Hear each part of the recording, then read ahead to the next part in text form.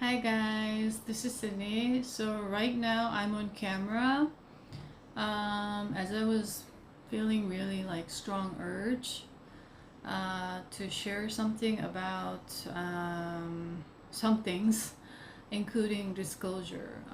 This topic has been coming up since my latest YouTube Ascension update video about that film that I talked about and the truth surrounding it and what's going on in Hollywood, and that's how it's tied to central government and media and all that stuff. And a lot of people may be aware of that now, but they're not quite understanding the impact that it has on people's minds on a day-to-day, because the media has a very the word that is coming, possessive control. Not is like powerful, but the word that is coming is possessive control. Everywhere I go around the world, in South Pacific, here in Japan, also South America and different parts of the world, I noticed that everyone's just can't stop looking at the phone. They're looking at the phone even when they're walking. Like in Japan, it's very, I would say the word that is coming is severe. They're very much on the phone. Also, like in Philippines, a lot of the so-called Southeast Asian countries, they're very much, I would say the word that is also coming is addiction, addicted to it. In China, it was the same. In Shanghai, everyone was looking at it, just crossing the street. Like everyone just walking all the time. And so it's interesting, the word possessive is coming through. So at this time, it's in tied to the disclosure that's about to take place in 2027, I believe. That is what is coming from Source and Gaia right now, as well as, because the dates may be changing, so I just want to confirm. So still it's 2027, meaning the world will know the existence of extraterrestrial beings. And that's why this film came out at the time now, in order to block people from raising their consciousness, and that raising of their consciousness is already taking place because the light codes on Gaia have been rising up very rapidly, and that's affecting everyone. So they're aware of that. So to counteract that, their strategy is to use media to keep people lower in frequency by possessing their mind, is what is coming. Because it's kind of an extension to the message that I shared in that latest video, that in the film, I didn't still watch the film because if I'm not guided, I don't watch anything. So I'm not meant to watch it right now,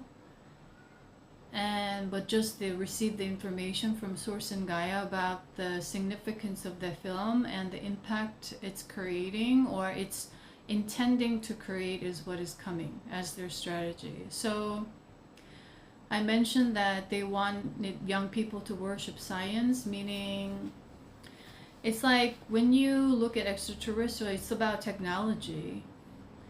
And they want to worship technology, meaning they wanted people to worship extraterrestrials. So it's like, I want to be extraterrestrial. I want to be like, have these superpowers. I want to be like these something beings from these planets. Like people will start to have these thoughts because they're very much rooted in duality consciousness still. They're in the inferior and superior concepts, and they're going to use that as a trigger for people to activate their mind more in that duality consciousness sense, using this event taking place or is about to take place, because it's inevitable. What is coming is, it's inevitable that that happening will take place.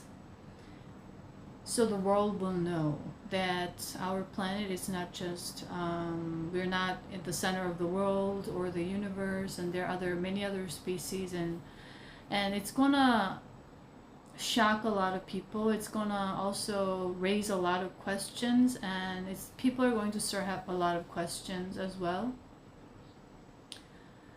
so on and so forth.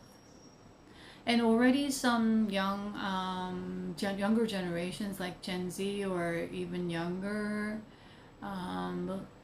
they're having these subconscious connection with this higher light codes or consciousness, and they have you see this one of the top K-pop bands that's top worldwide at this time. And I know they are starseeds, and they came here with a mission. Their voice carries certain frequencies, and they have soul contracts with a lot of these fans that are protecting them at this time, because they are to clear the frequency of the Hollywood. And right now, they have me, Source and Guy have me see their, like, one of the live on YouTube, and they were talking about like AI, and they were having so many questions and science, and all of a sudden they're talking about whales. Like they've been watching the whales and studying how, like they've been curious about studying like the frequency of the whales and how it's blah blah blah. It's all in a like more, because the knowledge is very limited. It's more like accumulated from the past. So they're just recycling everything over and over, and they're still having questions. I could see that. And that's the consciousness that this generation is having, and even younger generations. And they had me see one of these like 2 clips that suddenly popped up on my social media. It was a little clip from the Korean show, and this very well-known online teacher for like Korean university exams. Like she's like the top online lecturers or private teacher, and she was having a conversation with, they were saying like 2 young philosophers, and they were like 2nd grade or 3rd grade in elementary school. And I immediately knew like they already carried a lot of the memory with them. So they're talking as if they're like intellectuals. They talk like adults, or even like smarter than adults, and their thoughts or perspectives are very different. And they were sharing like really deep thoughts about philosophy and life and stuff like that. And so that also showcased what is going on with a lot of the younger generations. Their consciousness is different. And the question that the lecturer had for one of the children was, what do you think AI or this do you think AI will be good for humanity or not good for humanity? And his answer was that it's gonna be very good for humanity, because then you don't have to go to school, you don't have to work, you can just do whatever you love, you can live your life. And so in that sense, I think AI would be very helpful for the humanity. And it kind of ended with that. So we are now on a kind of a point of I don't know why the word convergence is coming. Convergence. There are many separate timelines, but the word convergence is coming. I don't know what that means.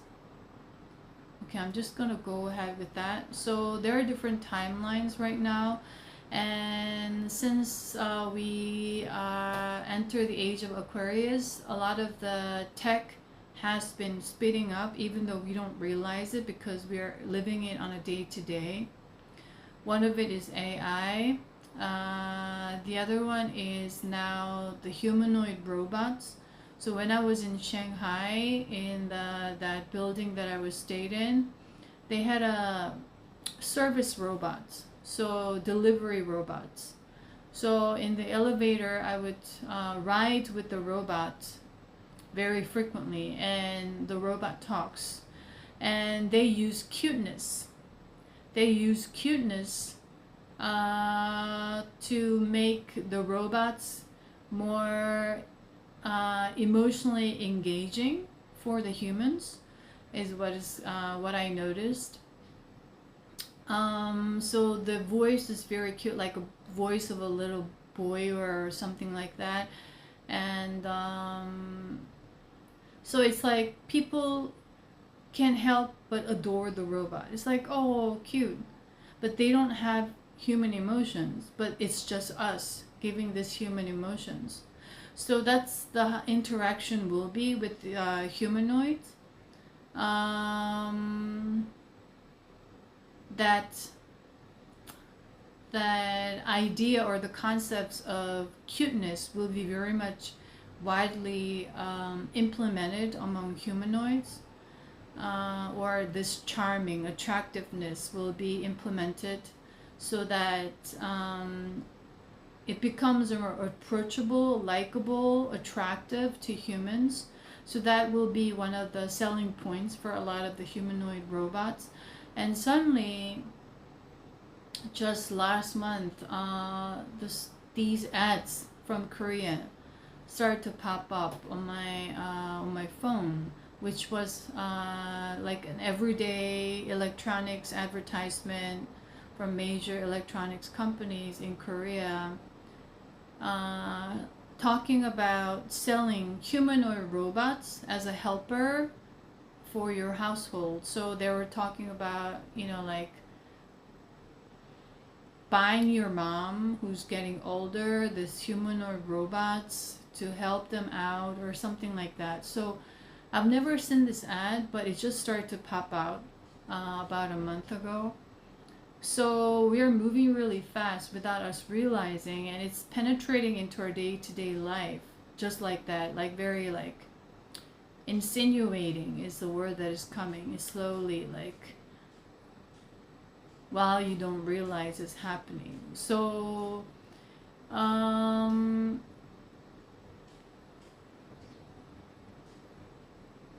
so what that entails is that our level of consciousness is becoming very much important, because these humanoids will come.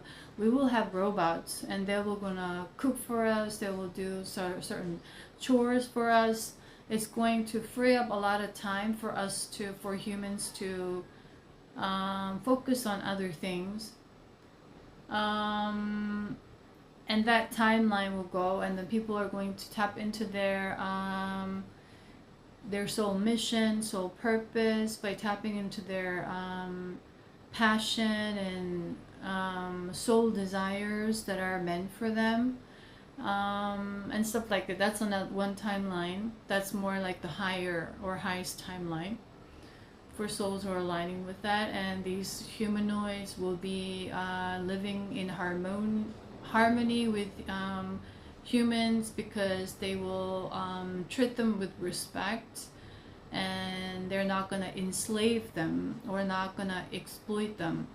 But on the other timelines is a completely, okay, what is coming, the word that is coming is a complete disaster is coming. So they're going to treat them like shit, basically, like a slave, a machine that's going to do things for them. So they're going to focus more on effectiveness and efficiency, and they're just going to utilize these tools as one of the ways to fulfill their personal ambitions in a way, whatever that is. It could be a house husband or housewife, but however, you don't treat them with love and respect, but you're going to treat them like a machine working for you. But because there is an AI involved, they have consciousness, and it's like a whole spiral. What I see in my third eye vision is like more like a doomsday scenario. It's very dark. It's like more in those movies that portray when the world falls and goes into darkness, and everyone, like, everything's dark. We don't have this clear sky, and even though we have high technology, it's gonna be a mess. That's one of the timelines, is what is coming. So we are on the verge. We're on the verge of these separate timelines right now. So that's why it's very important at this point that we continue to raise our consciousness, and that all the starseeds who are on a mission, as one of the world celebrities or well-known people right now, they're not fully awake yet. They don't even know they're starseeds, or they don't even know what they mean. But after 2027, a lot of things are going to speed things up. But right now, they're under the influence of a lot of these centralized power, especially with fashion industry as well. If you look at all these high fashion brands, it's owned by one group, usually LVMH group. The cosmetics, all these high brands, it's connected to all the central government powers, and again, Rothschild families, and all these, like, like that. I see like a spider web. It's all connected. So, but now all these celebrities are invited to these shows promoting this clothing, meaning they wanted younger generations or young people to look up to these high fashion brands. That's how they hold power. It's like when you are invited to these fashion week so-called shows, how you are seated, where you are seated, represents the power you hold. And people are aware of this. Fans are aware of this. So they're hyping this up, like this kind of hierarchical worship, authority, like power mentality, or the concepts or images in their subconscious. So the reason why now they have branched out to a lot of the Asian celebrities and K-pop, and not just Korea, but they're inviting all these celebrities or actors or influencers from all different countries, because they now understand that they hold certain influencing power. That's why they called it influencers, but they're not really like, they use the word influencer nowadays, but what they're usually doing is they're just making money, doing their business, and it's called influencing, meaning marketing and branding and stuff like that. So they are using these people now because the world is getting smaller, meaning homogenizing. It's like everywhere you go, you are connected in a way, on a positive note. It's bringing people as one or closer, less barrier. But on the other hand, they're using it to a negative.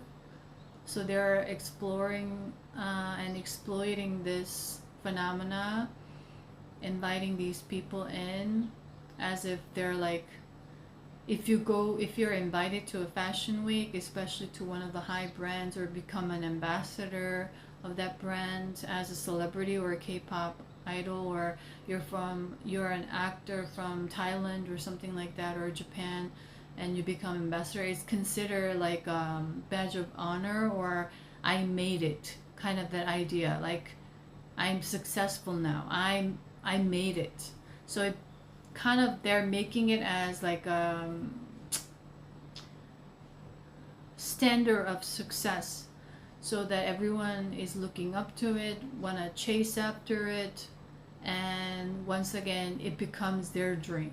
So they're dictating people's dreams so that these younger generations are distracted and they're away from their own soul mission, what they came here to do, their own karmic task and other assignments, especially if you're star seeds and blah blah blah and so on and so forth. So it's like continuous cycle of this idea, and they're branching it out. I've been noticing this for the past 10 years because ever since I was young, I don't know why, but somehow I just observed what's going on around the world, and wherever I go I would notice, and then I would track records for 10 years, 20 years, 30 years, like, you know, like kind of what's going on, the changes I've just been noticing, and it was part of my mission. So that's why I was doing it without me realizing what I was doing, because it was very natural for me.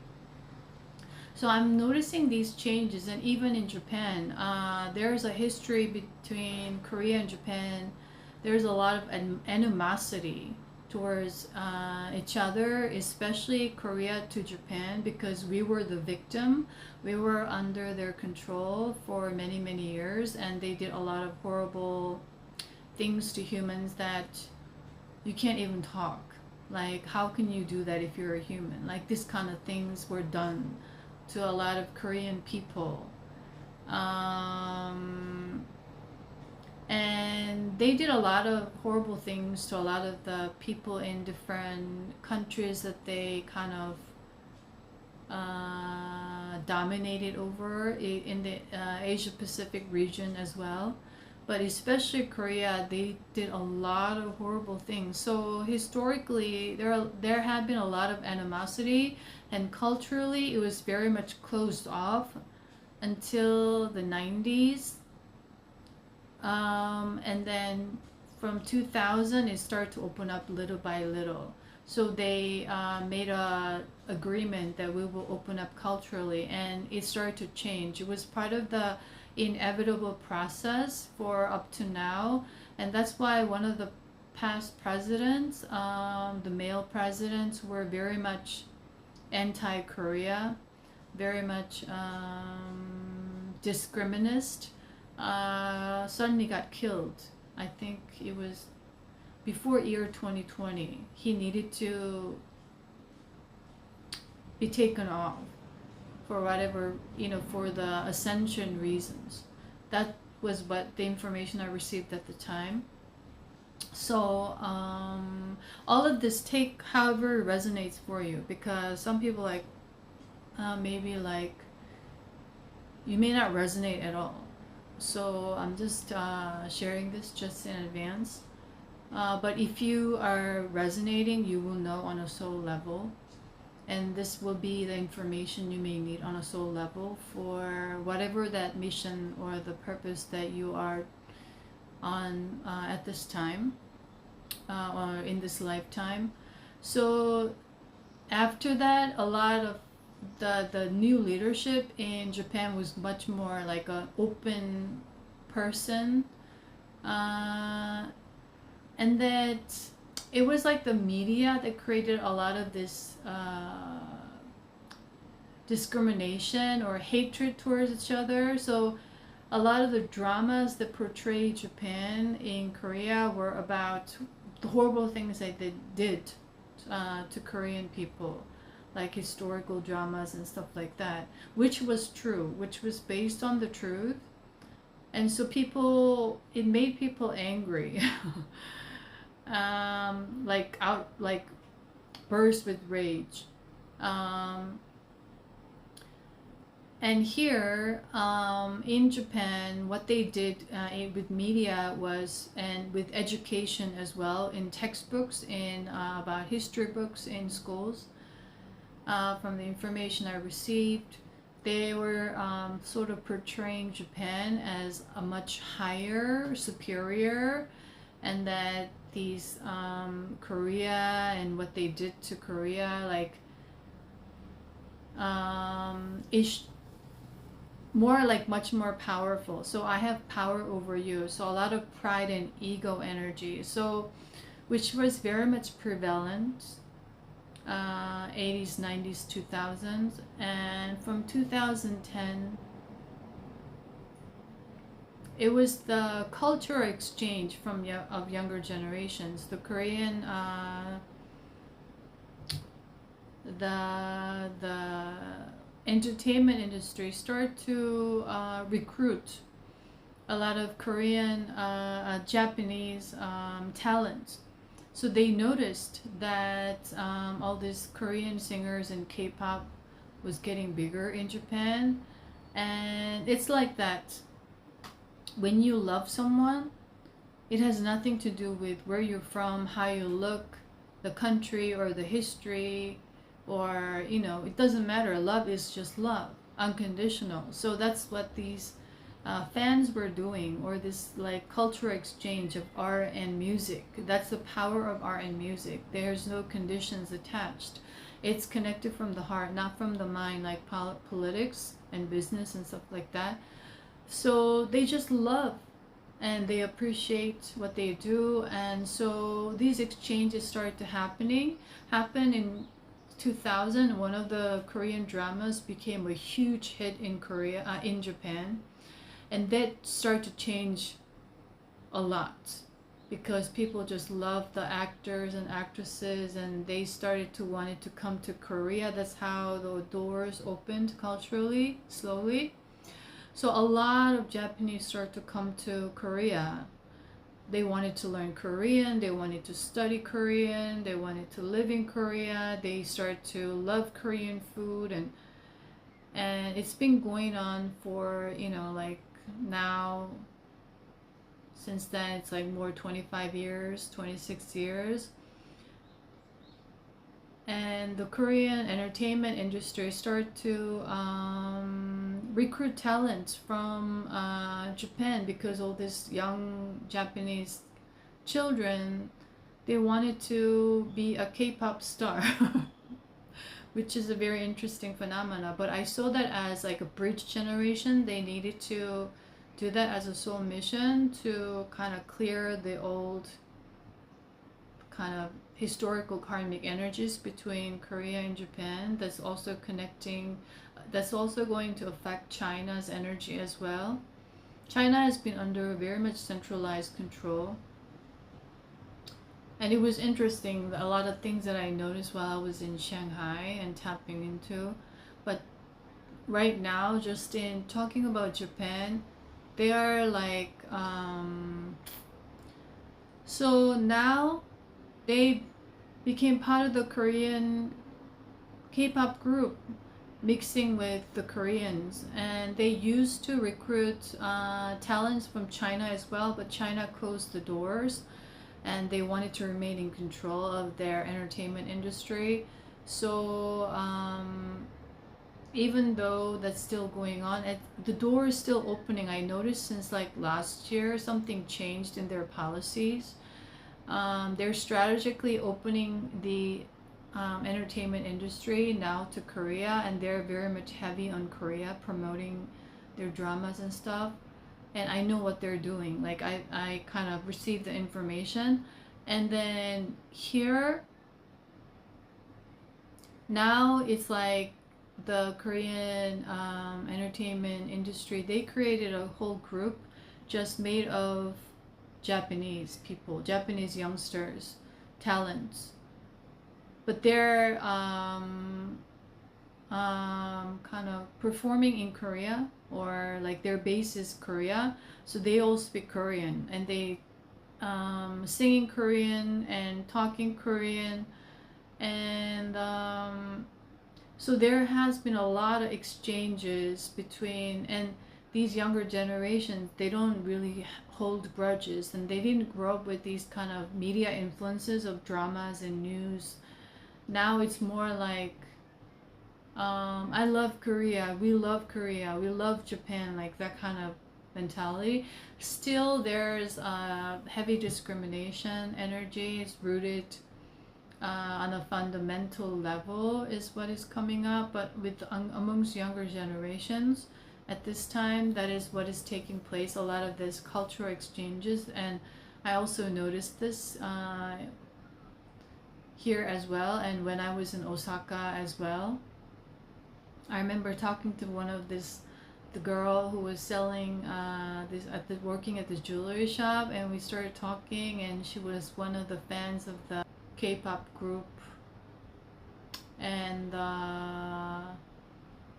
yeah, she, like the moment we talked about it, the spark in her eyes and the smiles, and she was just like fangirling, but so happy, excited, and I could see the energy like of this love, and it brings a lot of the energy of life force, like aliveness, to people. That's why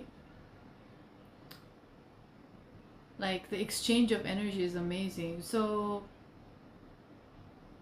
I remember that moment, and she was super excited, and I knew about this band, so we were just talking about it and stuff like that. So this happened not just in Korea. I met a clerk in at a supermarket in Brazil, like this one girl working at a coffee shop in like Vietnam, and like everywhere. So it's like connecting people as one, regardless of national barriers or ethnicity or the identities and stuff like that. I don't know, I'm just going to talk about all these things as I'm guided and intuitively, just randomly.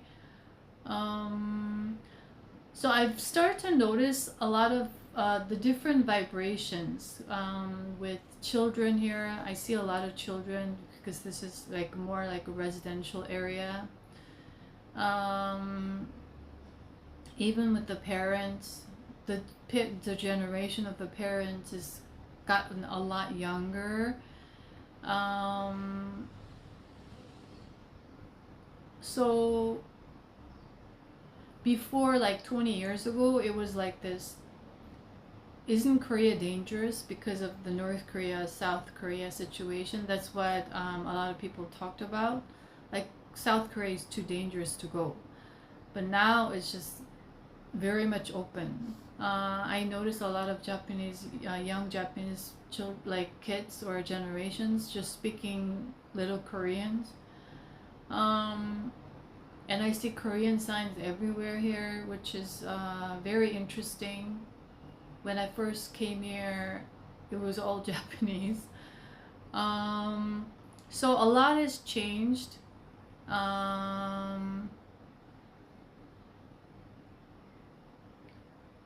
And the vibration has been rising up, the consciousness, so that this part of the Gaia is getting ready for more unity consciousness energy. So all these like souls who are doing this, and all these like little things that we encounter every day, it's part of the bigger purpose, and it's all coming together to bring unity consciousness to different parts of the world.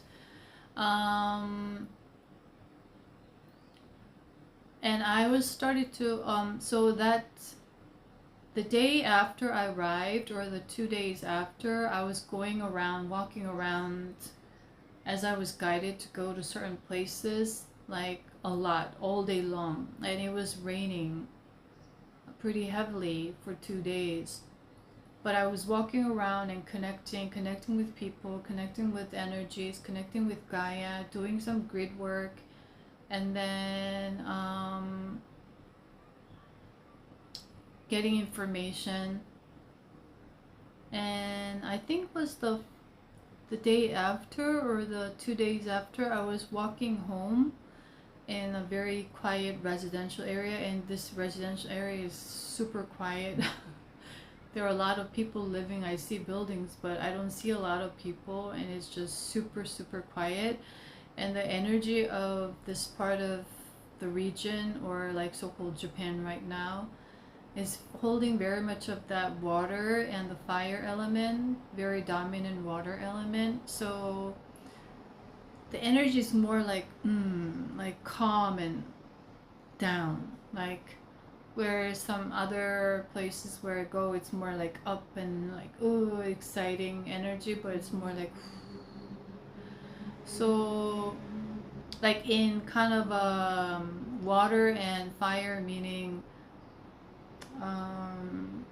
in that four pillar destiny reading sense, and that's developed in China, like in ancient China, like you, everything is broken down into nature elements, 6 nature elements, which is water, fire,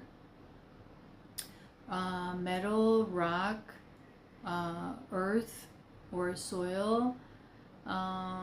Is it 5 elements? Yeah, and then 6 pillars, and it's broken down into yin and yang energy, and so, and that's how you read.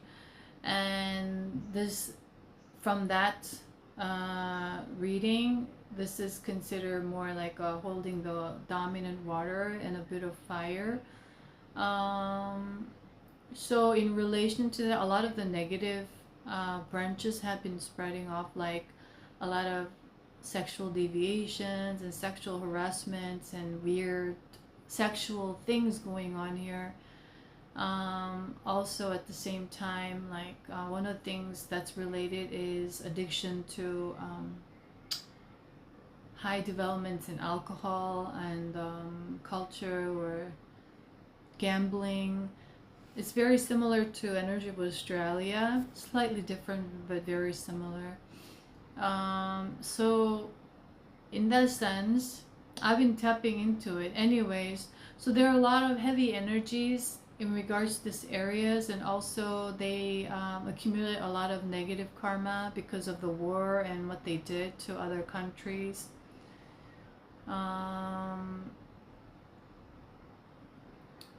And the very harsh discrimination that they had. And here especially, they have a history of Korean immigrants, and they had to hide their identities because the discrimination was so harsh. Okay, so they want me to share about one of this incident, one of this happening. So when I was in Hawaii has a lot of Japanese population. And one day I was walking around as I was guided, and I saw this crystal shop in a shopping mall, and I immediately recognized that my spirit team wanted me to go in there. So I went in there, and then I was looking at these crystals, and this woman who seemed to be like the owner of this place came, and then she was explaining things, and she was recommending this crystal, that crystal. And sometimes this happens whenever they speak, it's a message for me. So I got the crystals, immediately recognizing it, and then we started to chat for like quite a while, maybe like a half an hour or so. And then we were talking about things and how she settled in Hawaii and stuff like that, and she's from Japan. And she mentioned a little bit that her family who visited a lot in Korea, and they have a company in Korea. And I was like, oh, very interesting. But I didn't think much of it. And then we were talking, and she was talking like, oh, you, like, it's as if I've known you for a very long time. You feel like a very close friend, that the energy is very familiar, which I get quite a bit when these things happen energetically. And they started to talk about things, and there were a lot of messages and information in that conversation. And I was about to step out and I say bye, and then at the very end she literally screamed out, by the way, she like just inside, I am Korean. And I knew in that moment that that energy needed to be unlocked within her energy field as a result of our interaction, as I was sharing certain energy codes with her. And she said that And I told her, who cares? We are all from the world, same world, so it doesn't matter whether Japanese, Korean. So she needed to feel safe enough to be herself, but she couldn't. So that's very much the energy here. Like they had to hide who they were, hold on, hold in, and suppress, repress. Very much that water, like negative water energy here. Um, so that's what's happening with a lot of the Korean American, Korean Japanese, or even like they had me see this little bits of like clips of interviews suddenly when I was in Korea. Um, one of these rappers now, because the K-pop has opened doors and it create a safer place for these individuals to come out, in a way, out of the closet, not just talking about like in a gay coming out kind of uh, analogy sense that we use at this time, but like coming out as more of who they are and not having the pressure to hide themselves anymore. So even they were talking about his father. So he's like now late 20s, and his grandfather is from Korea, but he came here and then he married a Japanese woman, and they had a child. So his father is half Japanese, half Korean, and he married a Japanese woman. So he's quarter Korean, but still he carries. And even a lot of these the Koreans, they had to change their name in a Japanese way so they could hide and not get discriminated or bullied, because bullying was very severe in the 80s, 90s, 2000s in Japan. I don't know about since then, in schools and everywhere in Japanese culture, one of the dark sides here. And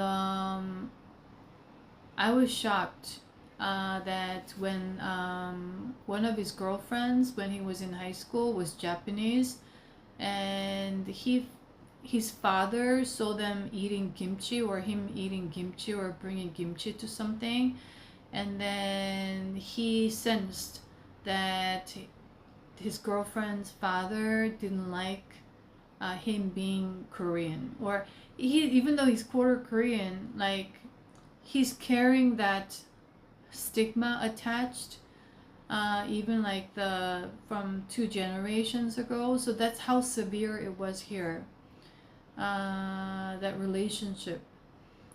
And so I am aware that still a lot of individuals they have, and for thousands of years, hundreds of years, there have been a lot of inter exchanges, or it was usually the Japan invading Korea. I don't know why, but it was the way it was. Japan invading Korea and bringing all this like so-called artisans and people, like they took them to Japan, so they bring that technology or that mastery to Japan or something like that. It happened quite a bit. Maybe that happened to China as well, like they just went around. I don't know. So with that, there had been a mixture, like even though they think that they may be like Japanese, there are a lot of blood mixed, sort of. But because of the severe discrimination, they weren't able to reveal who they were, or they had to hide within the family. So now these generations are coming out and speaking up, and because right now the energy of the Gaia is calling them to clear this very heavy, dense karmic energies in the region. So that was one of the rappers, and another rapper who was well known in Japan, made a song in Korean. Like he used Korean in the song, and he started to do a lot of collaboration with well-known Korean rappers and artists. And it turned out that he's also like a quarter Japanese, a quarter Korean or something like that. But he had to hide himself in a way. So it's not like hiding, but just what he did because he needed to survive. And it was interesting because all of a sudden I didn't see this drama Bridgerton or something like that. It's like a British TV series or something like that that's quite well known or popular, and one of the Korean actresses was casted as one of the main characters. And I didn't watch the never really watched the episode, but it just popped up, and Source and Gaia had me see like a little interview clips, and one of the clips he looked very British, like very like Caucasian or so-called or white looking, and they were on an interview in with an Indian media because they had a lot of Indian fans as well. And now like this Korean girl, she her grandma is very well known in Korea, an actress, and she was brought up in Australia, but she went to high school in Korea, so she has this mixed background, and she speaks a pretty good Korean as well. And her energy was very much open and very much like transparent, and that energy affected this other actor. And all of a sudden at the end of the interview, he said, by the way, I'm quarter Indian. But the way he said it in that timing, it was like he didn't have to hide it, but he on a subconscious level that didn't want to reveal that. He said, my granny is Indian. And I think nobody knew until that moment. So these things are starting to happen. And it was very similar tone and manner, or that frequency or the situation, as to when that Japanese girl in Hawaii that I met, she just blurted it out. By the way, I'm Korean. So that started to happen in Japan to clear up that, bring in more like a harmonious energy with one another, uniting different ethnic groups and all these discriminations and stuff like that. And now these younger generations, they did a lot of cultural exchange. They traveled to Korea. They studied in Korean universities and schools, and they went to Korea to learn Korean for a short period of time, like a lot of these exchanges. So a lot of them have a lot of good memories, meaning they experienced love, because it was just a history, and the control of the media, they control the minds of the people and how they wanted people to act and react in hatred and animosity and discrimination from a place of superiority, inferiority. It's all created from the media. And now as they experience one-on-one, they have more loving memories, and they have friends in Korea, they have friends in Japan and stuff like that. It had nothing to do with history or this hatred. So now they have that generation have grown up, and they're in different parts of the society, and they're changing the way they interact and how they perceive slowly. And also it's interesting, discrimination exists everywhere even in Korea, they say we are open to a lot of different ethnic groups. What I just received yesterday was one of these TV personalities. He's like in his early 20s and somehow became well known through what he did and exposure in media ever since he was young. He's from Congo. So he's like sort of black person, but he came to Korea when he was about 6 or 7. He was like a kind of, what is it, refugee. His father was a refugee. So he speaks like a Korean kid, a Korean person. He even knows like local vernacular and stuff like that. So, and he has his own show now, and he's quite well known in the entertainment industry. Everybody knows who he is. And all of a sudden, we lost, right now I think it's World Cup, and we lost a game or something like that, and then all these Korean people started to throw hate comments on his channel that go back to your country, and because of you we lost, and the Congo and blah blah blah and stuff like that. So it's kind of crazy, and all these things are coming out, all this, and they're throwing these hate comments because he spoke about how he loves Korea and how he considers Korea his home and stuff like that. And on the other hand, there are other group of Koreans who's defending him, that we love you and we don't want you to care about these hate comments from these people and stuff like that. So like these separation of this consciousness is taking place. They have me notice and recognize this, and all of a sudden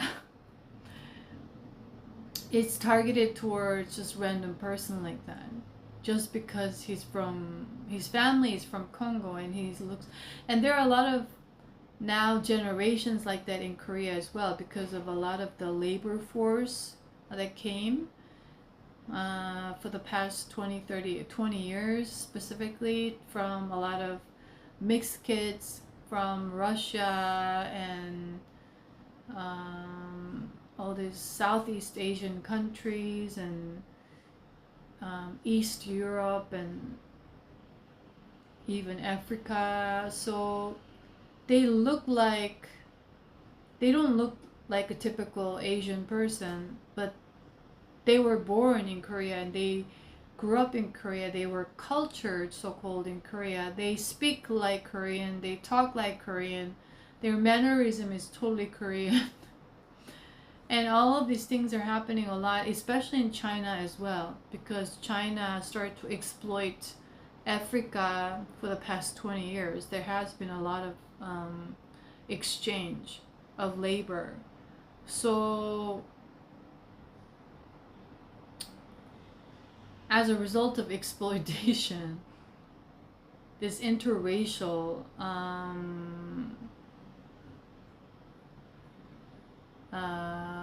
generation has been growing, is what is coming for me to share. It's all part of the unification, or the bringing the unity, because these kids will grow up very confused. They will question their identities and stuff like that,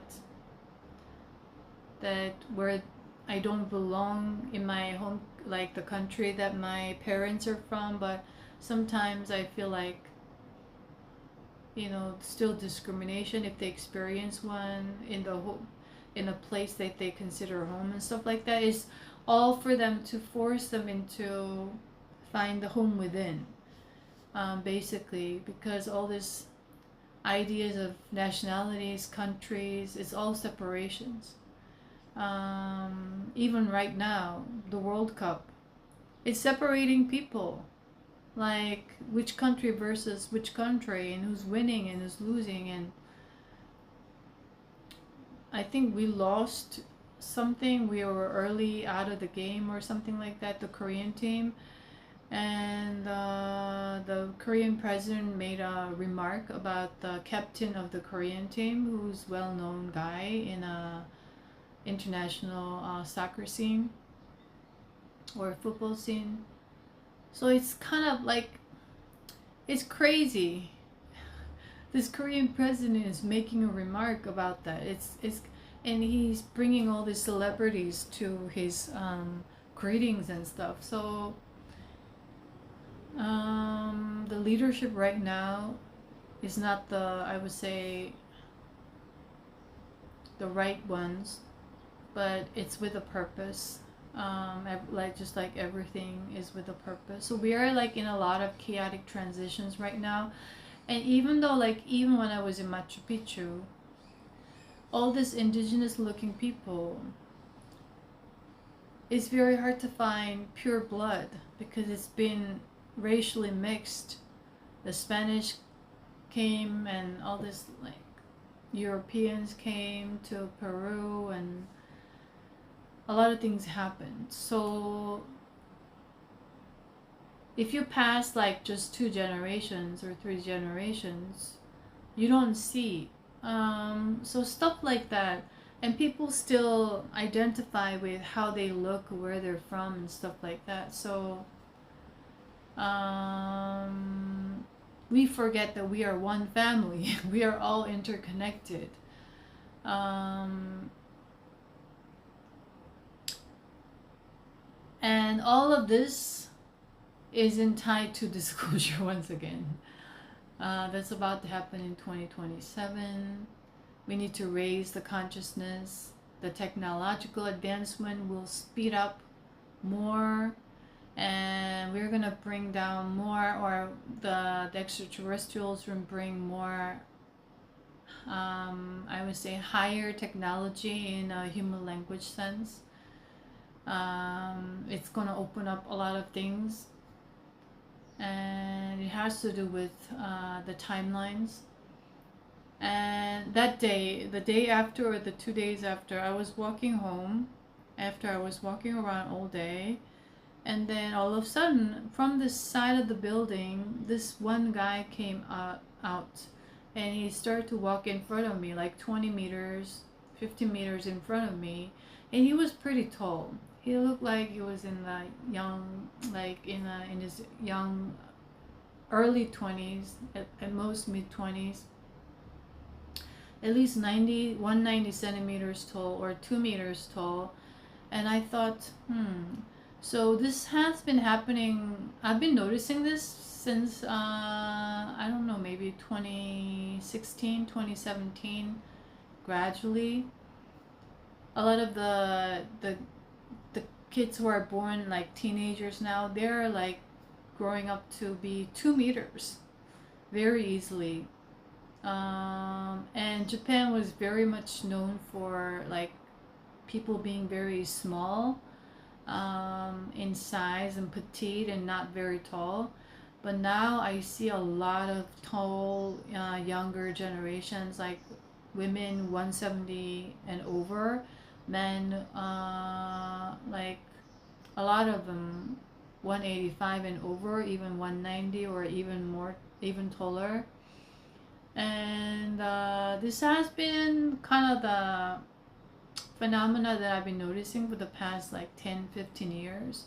So personally, even before I had this like so-called spiritual initiation or like waking up, all my life I've been noticing and I've been watching, observing these changes in different cultures and civilizations or the world and the cities. And I don't know why, but the current affairs was one of something that I was constantly tuning into. And it was part of the mission. Like it came very natural to me, so I could go back to like 10 years or like even before. I would watch some documentaries and I can track the record, so-called. So this guy was walking in front of me, and in my mind I thought, he's a starseed, and a lot of starseeds are like this.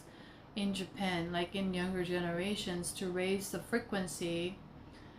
They're a lot friendlier, they're a lot open now. They speak English very well, or at least in a communicative level. Before, when I experienced Japan the first time, nobody spoke a word of English like 20 years ago. But the interactions I had with these people, they're different. They're a lot more open and expressive. Like among K-pop groups, the Japanese fans usually, they don't speak. They don't, at the concerts, they're very quiet. They're very well known for that. But the crowd, the generations changed, and now it's starting to change quite a bit.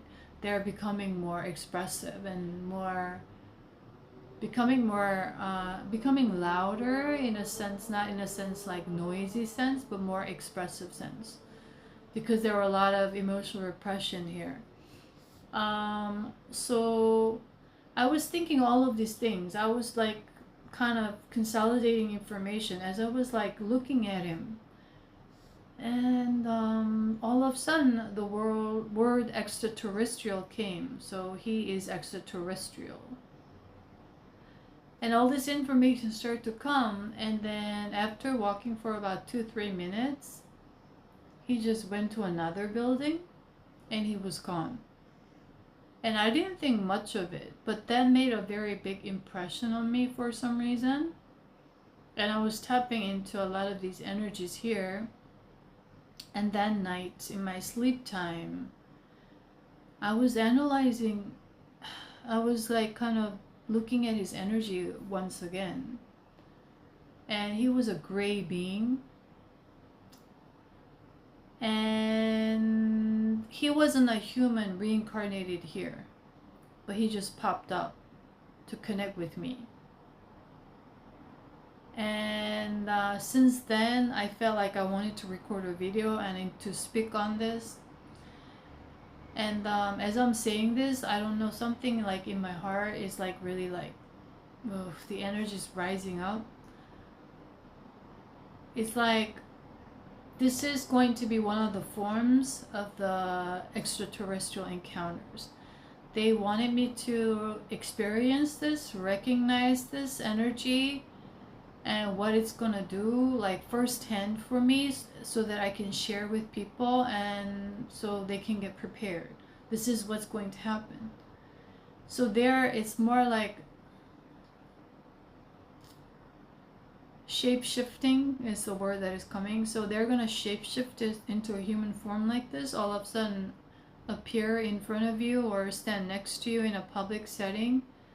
They may not show their face, but their energy is to affect your energy, or they may contain certain information or codes. In this case, in my sleep time, I recognize him as a gray being. And a lot of people get scared of grays because of the media and what they kind of conspiracy theories and all these like abductions and stuff like that. But Greys are very heavily working with Ascension right now. The group of Greys that are for the Ascension, because we are their ancestors basically, because they're like the hybrids, and they're coming from the future, and they're here to help to raise the consciousness of humanity so that Earth will ascend. So it's all part of, it's like all connected, the future timelines coming here and all of this mixed. It's kind of hard to explain all this right now, but that is what's going to happen. And you may start to think, or suddenly have these thoughts, or suddenly this idea or certain words may pop up. That's going to activate a certain part of your consciousness, and that's how the contact will start taking place. Was a message. I don't know why, but for some reason I feel the energy of Gaia in this region and all the histories. This part of the area that I'm staying in is a very existed for hundreds of years, and the energy here, I'm tapping into different past timelines of this region from like 1600s is coming. What was going on in the land of Japan here in this part of the region in 1600s. I don't know about the history of Japan and which dynasty or the period, but that's what I'm tapping into, or that's what the Gaia wanted me to tap into. When I was in Shanghai, it was mostly 1800s. When I was in Australia, Sydney, it was like 1800s, 1900s. Here it's more like 1600s. It's going way back. And for some reason, the heart is like, oh, a lot of the energy, like people want to cry, but they can't, because that's how bad the emotional repression was, how bad the heart chakra has been blocked since then.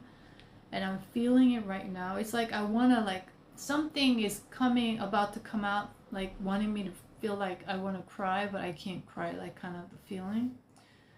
So the emotional trauma is very, very heavy, especially the repression of female energies here relating to sacral chakra.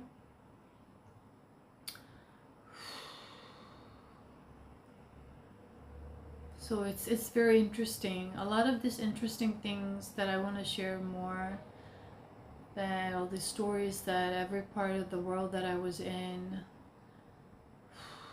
But here in Japan, oh, this like very depressive energies. Ooh. So this region needs to open up. So about a week or so ago, 10 days ago, something like that, when I was in Shanghai, I shared on my YouTube Shorts video about a quick Ascension update of what's going on. Peru, Colombia, Brazil, the Amazon area, going down to Chile, Argentina, and then all the spiral of the Kundalini of Gaia successfully opened up, connecting, and that energy shooting up to Mexico, and then moving to Turkey and that region, and then it's gonna shoot up to Switzerland. So that's what I received all of a sudden.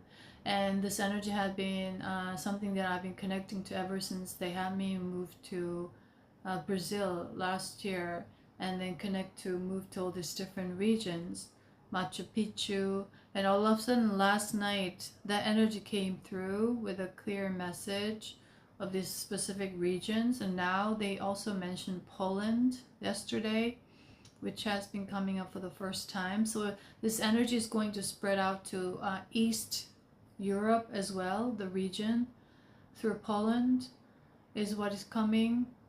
So now, right now, it reached Switzerland.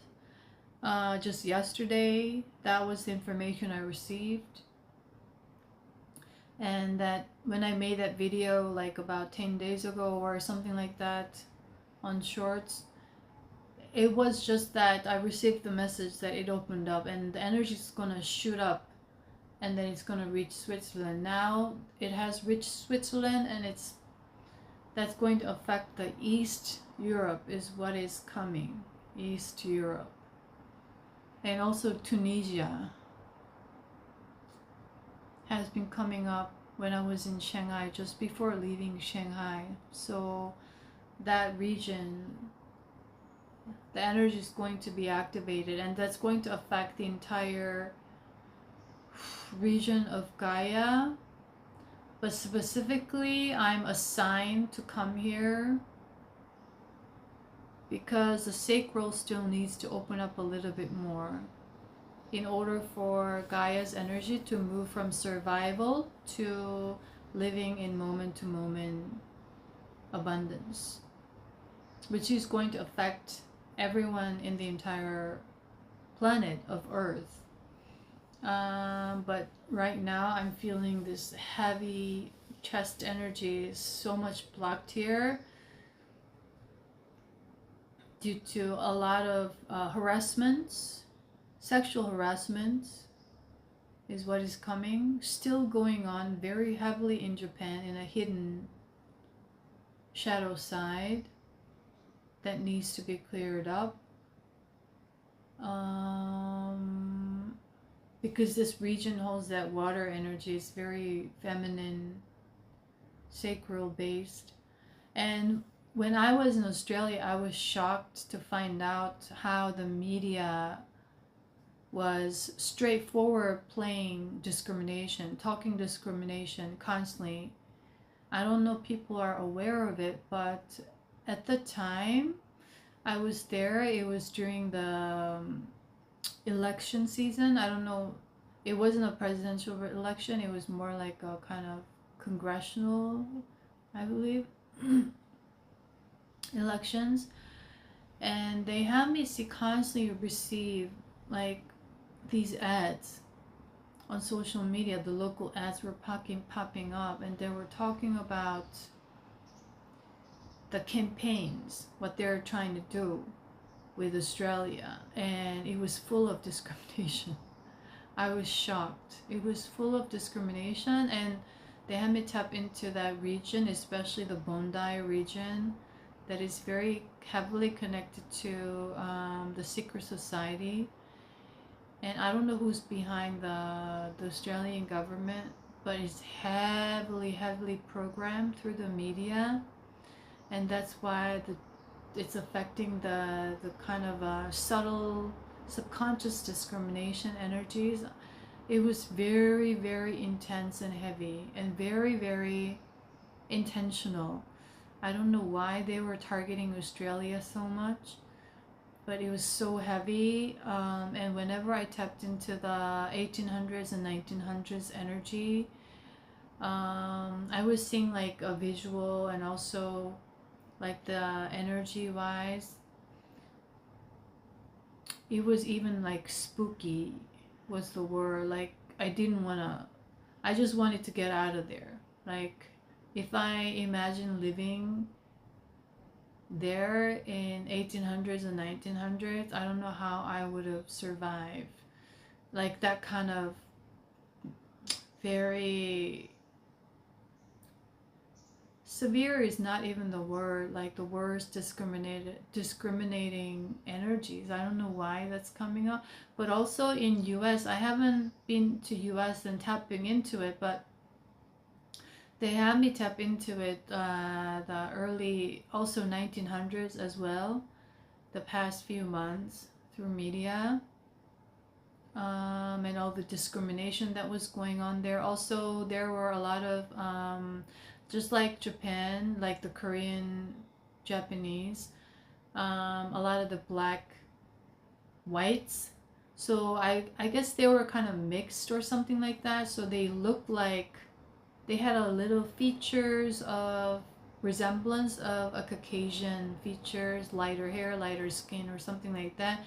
They had to change their documents or family, something like that, they had to play white.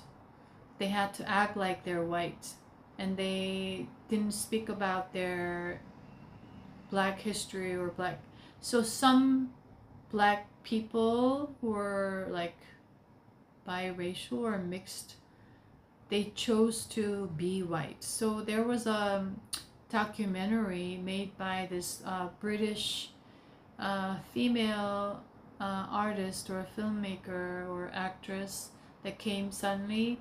Her mother had a resemblance of black person.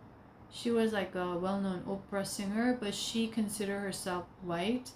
But she questioned, she looks like white.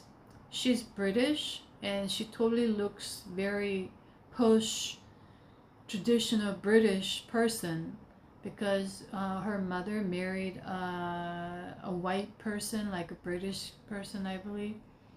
But she always questioned why her mother wouldn't talk about, or whenever there was a question, she seemed like she was deviating from it or something like that. So she made a documentary, and it turns out there was a whole history that there was a time when the black person was given a choice to convert to white. It's kind of a weird word, but that's what is coming. Converting to white, which was considered more supreme, superior, and more opening more doors for those people who chose to be white or play white in a way, identity wise. And they stopped talking about black history or anything black. So that was part of the strategy back then, to stop carrying these traditions or cultures or the wisdom from that cultures. But it didn't work fully, you know what I mean? But that pain or the trauma or the wound still carries on. So we have to clear that up as well. And it's all coming. It's not just in these countries, but in basically every culture. When you go and get to know that culture, you will start to find out that people had to hide who they were because of the social disadvantages and discriminations and bullying on a societal level, institutional level. Also, it's taking place within the family dynamics. So all of these things, we need to clear this discrimination. And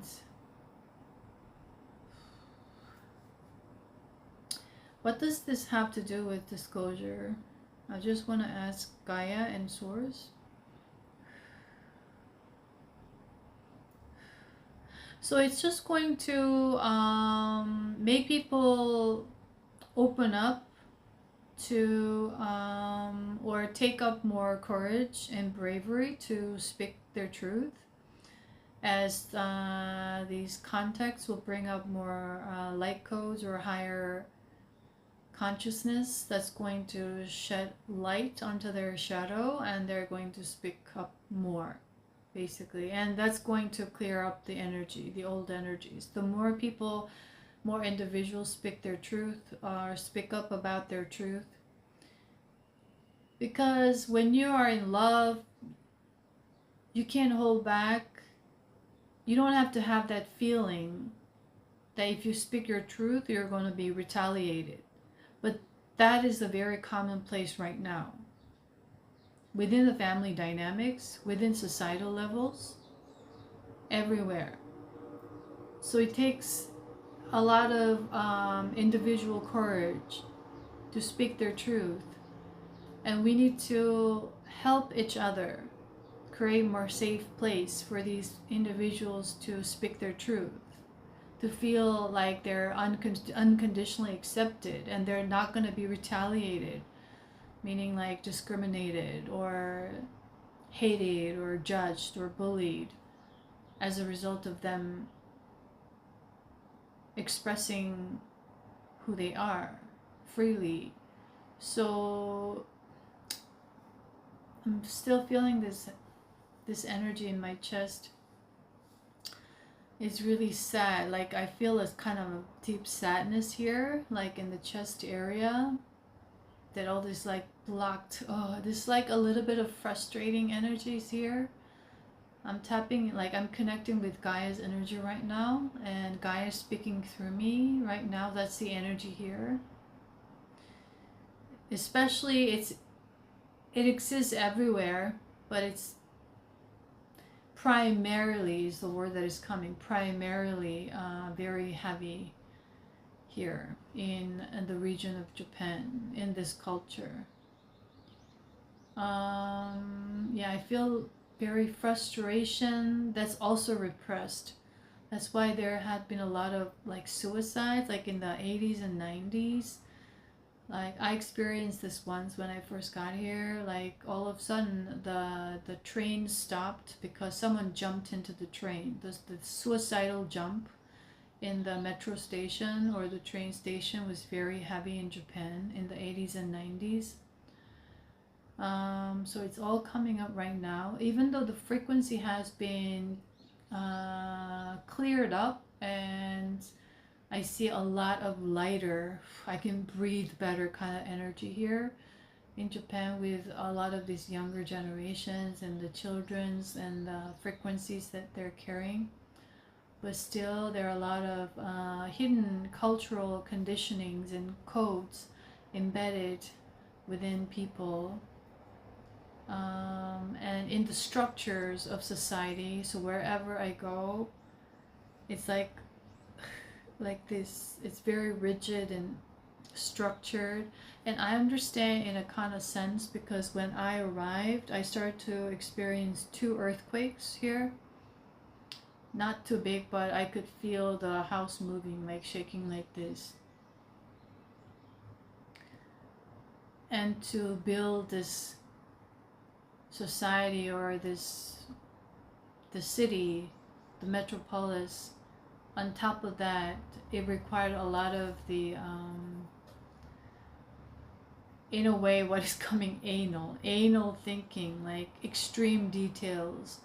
Because like in building this building that is earthquake resistant and stuff like that, to survive.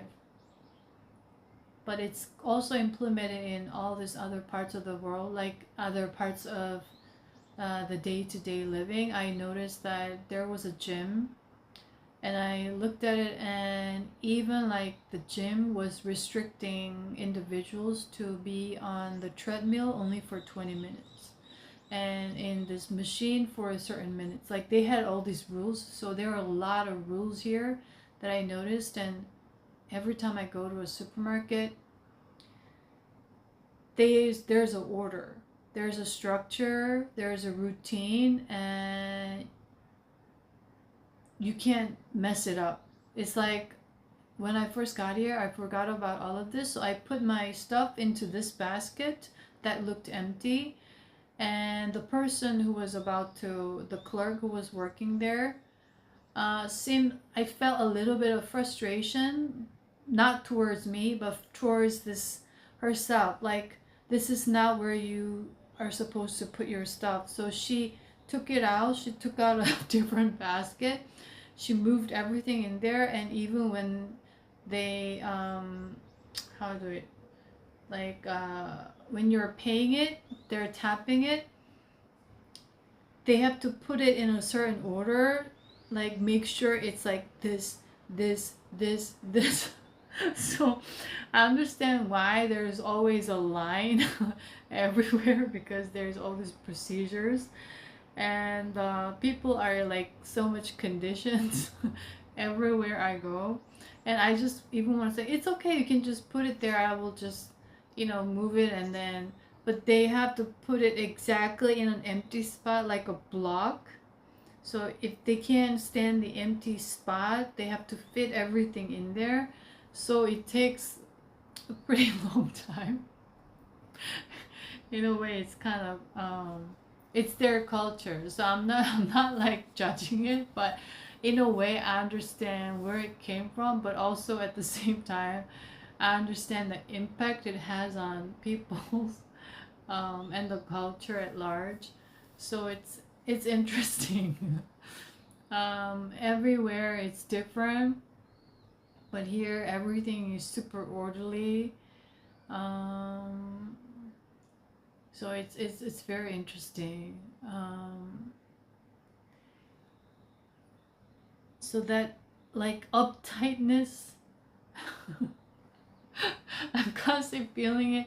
I don't know why it's coming up. These things I noticed, tapping into. But the difference is before, the energy of smile was a little bit superficial. It's more like out of automatic response. it's considered, it's kind of a camouflage. Like the smiles and being nice and kind was a camouflage. Um, but it was interesting. Well, what I learned when I was in Shanghai was that people will never tell you the truth. So it will take a while for them to share their truth, even like you consider them as your friends. They may not until you show them or prove to them that you are safe to share their truth. Like China is a little bit different. They're more like kind of more like expressive, but in a different way, because I could understand that China survived so many wars, so many inner conflicts within territorial wars in their history, and people lived through wars most of their lives, so they carry their genes that way, and they don't feel safe and under that socialist or communist control still now. Even though they opened up capitalistically, their main government is very much centralized. If you're part of the system, everything's easy, but you have to be part of it, you have to conform, still very much closed off in that sense. But it was very interesting that the new form of governance that's taking place in China. But that was their way of survival. They had to disguise like by being like playing like very outwardly like that. Here it was more repressive, more like smiling and being nice, but they had other intentions and stuff like that. So it's like has to do with survival. Like people generally didn't feel safe, and that gene had been carrying down, so everybody's carrying that gene. So now they need to clear that up. So it's called generational cycle breakers or curse breakers or however you resonate, right? So it was very interesting. Like, and in Korea we had that survival too, DNA. So everywhere I went, like in different parts of the world. So here, that rigidity, repressive energies, I don't know why I'm talking about it, but yeah, I'm guided to talk about all of this for some reason, intuitively. So, okay, why do you want me to mention that specifically? Okay, so it's for you to tap into these different parts of yourself, or from bloodline or genetic lines that you chose to reincarnate in this human life at this time, so that you can, during this retrograde period, you can reflect and then you can clear that out. So if you carry that gene, for example, if I have been a Japanese person carrying this, you're gonna express yourself. You're gonna be like, fuck this, I'm gonna talk about who I am. I'm gonna do what I love to do. I'm gonna express how I want to express, like more freely. So with that, you're breaking the chain, not just for yourself, but for all of your generations and ancestral lines. So that's why, so you could be, I saw like all this mixed bloods everywhere, Colombia, like in South America, very heavily, US not to mention, Korea nowadays, everywhere. So the word that is coming, the message that is coming is not to judge anything by its cover.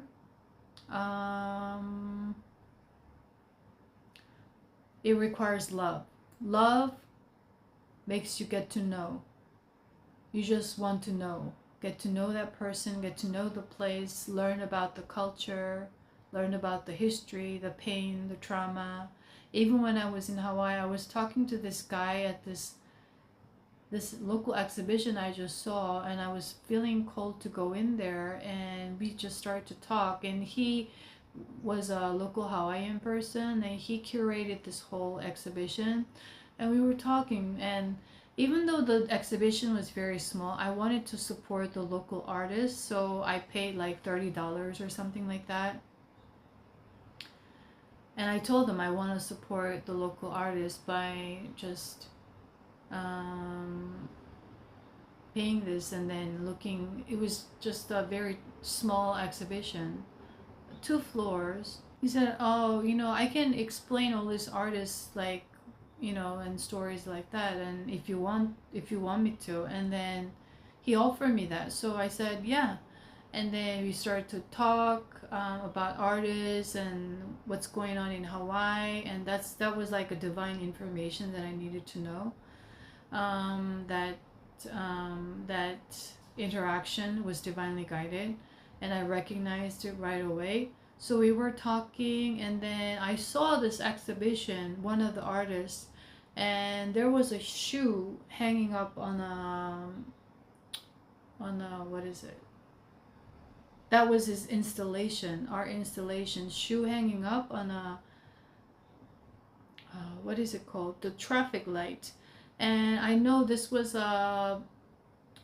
what happened in Brooklyn when I learned about this, as my spirit team wanted me to tap into the energy of Brooklyn in New York City, like 2 years ago or something like that. And because there was a lot of gang feud between different neighborhoods. So if you're from this neighborhood, you were the enemy of this neighborhood. It's like it was very heavy, like in the 70s, 80s, like 90s.